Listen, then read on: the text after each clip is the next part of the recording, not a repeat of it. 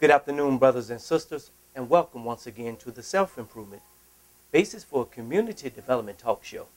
I'm your weekly host, Brother James Muhammad. I'm honored to have back on the show my friend and my brother, Brother Dimitri Muhammad, who's also an author and a student minister in the Nation of Islam. Good afternoon, brother. Good afternoon, Brother Ramadan Mubarak. Ramadan Kareem. For those who are not quite familiar with Brother Dimitri, he's an author also, and he's written several books. But today we'd like to talk about this particular book that you put together, or this project that you are presenting to the believers and those who would like to know more about the Honorable Elijah Muhammad.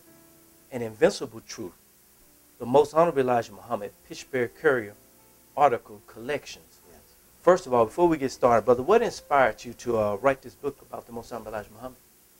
Well, first of all, Brother James, allow me to once again express my gratitude and appreciation for you deeming us worthy enough to come on your program, always putting before the airwaves here in the Mid-South good quality information and programming.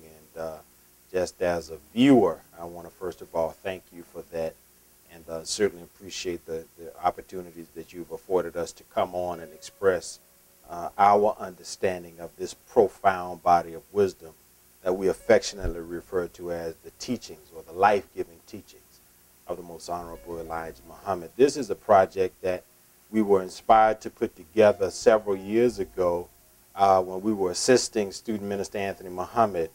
He was interested in being able to access a series of articles written by the Honorable Elijah Muhammad in the Pittsburgh Courier.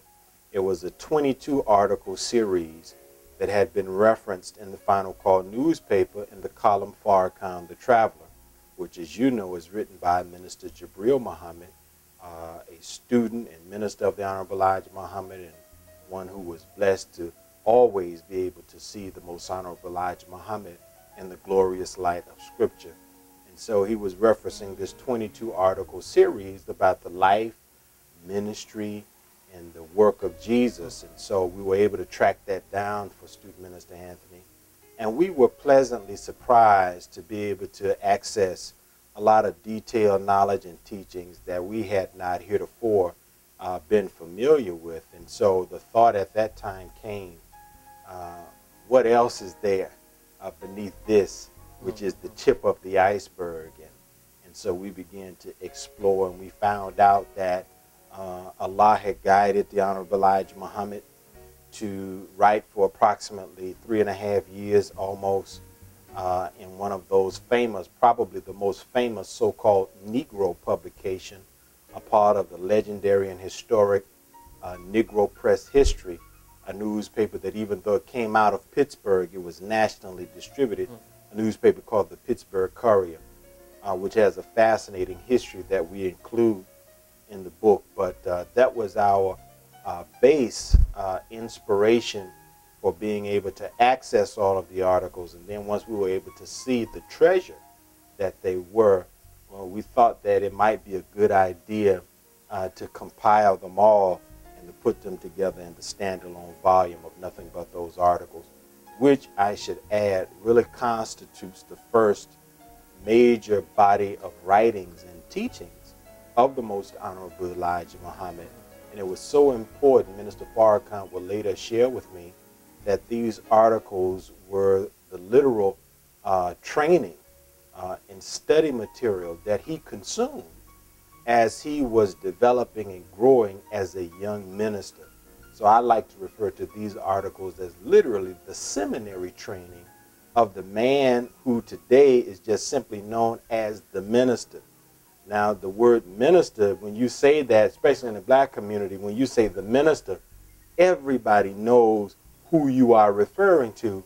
But this is special because this helped to produce the minister, the man whose name has become synonymous with that term by virtue of the fact that he is our strongest, our most articulate, our most eloquent, and the boldest minister or preacher or spokesman for the black community that we have. And so this is a special collection for a variety of reasons, not the least of which is its intimate connection and relationship in the formation of the man that we know today as the Honorable Minister Louis Farrakhan.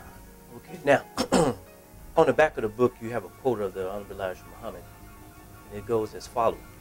God has given me a very strong and invincible truth that will defend, protect, prevent you from falling victim to the arch deceit. Read these articles and treasure them. They are your life. Ignore them, and it is your death. Your brother Elijah Muhammad, messenger of Allah, to you all. Muhammad Speak newspaper, April 30th, 1965. Now, the Pittsburgh Courier, and you use the terminology Negro. For those who are not quite familiar, why do you use that terminology as it relates to the paper and the press in that time, and why we consider using the word Negro? Well, as you know, from a historical perspective, we use that as a historical word. Okay. We're not using it in a negative or pejorative sense. But for many years in this country, black people, who some today they refer to us as the African American community, that term was used. Of course, we know that term emerges from the Latin root necro, which is a prefix for many root words that have to do with death. So the word necro and negro is a word that means dead. And so until the Honorable Elijah Muhammad began to teach us the knowledge of ourselves, that we are in fact the original man, most of us were unaware that the term Negro is a term that really doesn't fit who we really are.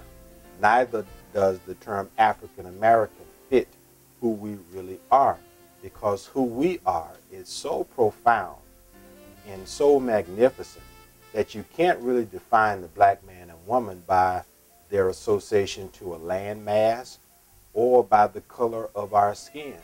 So the Most Honorable Elijah Muhammad and Minister Farrakhan teach us that if you really want to be accurate in your description of our identity, you would have to call us what we are, and that is the original man and woman. We are the Creator's nation. We proceed forth in this world from God himself.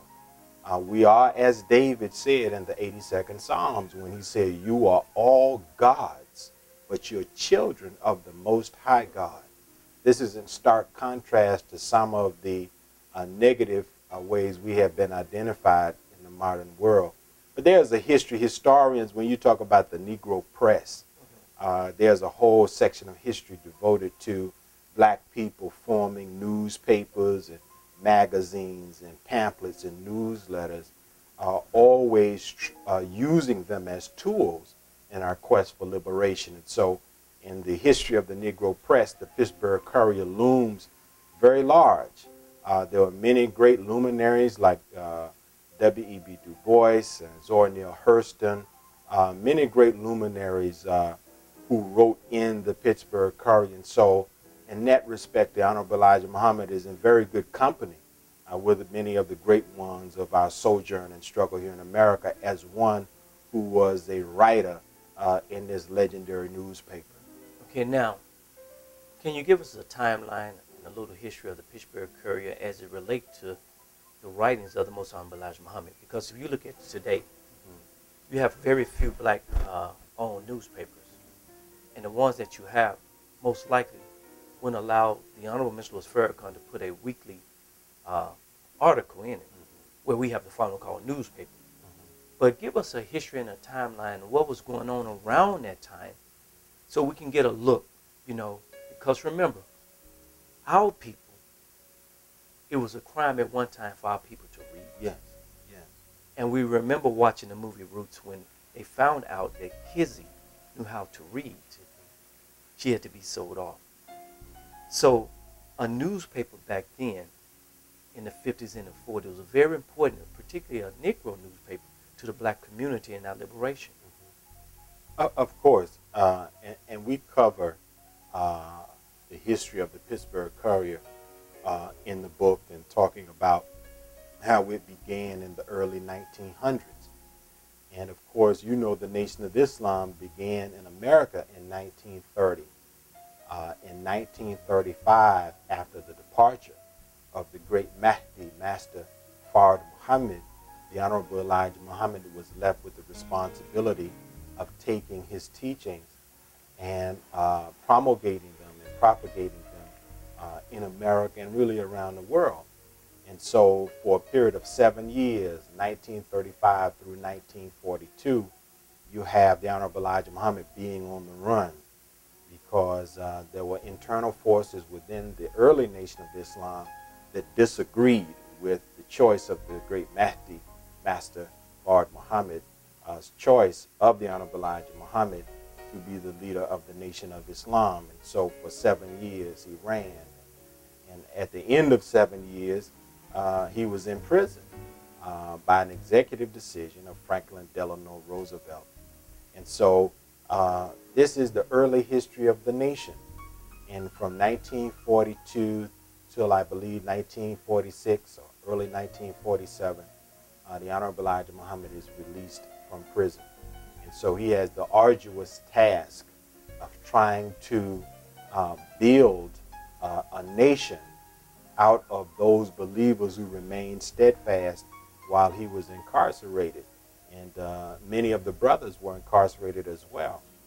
So fast forward until the mid-50s, an opportunity comes for the Honorable Elijah Muhammad to begin to write a column in the Pittsburgh Courier newspaper. So he was writing from, I believe, June of 1956 through August of 1959. And for this period of a little more than 3 years, he really poured into Black America the deepest of truths, the hidden wisdom of God. Really what he gave to us, we'd have to call it really what it is revelation. Now, the paradoxical situation or the conundrum that the owners of the Pittsburgh Courier were in was that at a certain point, you had Elijah Muhammad in his newspaper calling the white man the devil and critiquing the American government and critiquing the condition of black people in America. There were advertisers and paternalistic white groups who began to say, well, we think you should get Elijah Muhammad out of your paper. We're not going to do business with you, and we're going to protest and complain and try to even cause the Negroes that we control not to do any business with you. So you had that on the one hand, but on the other hand, you had Elijah Muhammad and his enthusiastic followers who were so excited that their leader and teacher was blessed to have really just a column. It wasn't a whole page. It was just a column. And yet the brothers of the Fruit of Islam and the sisters of the MGT, the Muslim Girls Training Class, they bought those newspapers and they sold them all over America. So the Pittsburgh Courier sales and distribution went through the roof. So the editors and owners of the Pittsburgh Courier, they were between a rock and a hard place. How do you turn down this great revenue that we've never received before? I mean, sales are through the roof. But yet, you know, the powers that be are forcing us to sever this beneficial relationship. So it's a fascinating history. I don't want to give away too much of it, but you can get the book and we walk through that history and some of the famous names that were associated with the Courier at that time, and the role of the NAACP and Jackie Robinson even. So it's a fascinating history for those that like history and have an appreciation for the role of the black press. Okay. For those who are just now tuning in to the Self-Improvement Basis for Community Development Talk Show, I'm sitting here with my brother and author, Brother Demetrius Muhammad of the Nation of Islam, and we're discussing a beautiful project that him and the research team have put together, An Invincible Truth, the Most Honorable Elijah Muhammad's Pittsburgh Courier articles. Brother, as you were speaking, I was thinking about free press. Were there free press, in the 50s? Or was it controlled press as it relates to the so-called Negro in the 50s?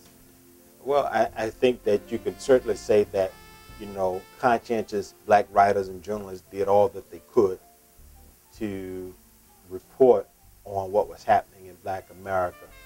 And so, but, freedom of speech in America for black people has always been at a price. And the minister has talked to us about that. He's talked to us about the price that he pays for boldly telling the truth. So I would say that there was the semblance of free press, but there was always the price that if you're going to be completely free, you have to be willing to pay. Okay, and the reason why I asked that question, because when you take us back into the history of our struggle in America,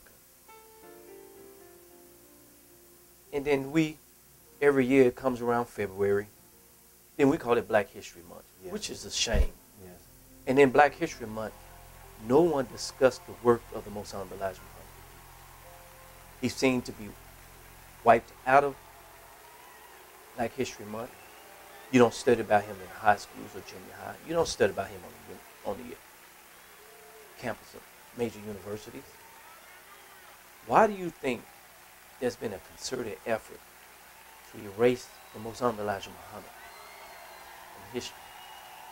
Well, this is a pet peeve of mine, if you will. Something that really angers me, because you're right. Every year we celebrate Black history, and even whenever there are discussions of Black history throughout the year, the Honorable Elijah Muhammad is never mentioned.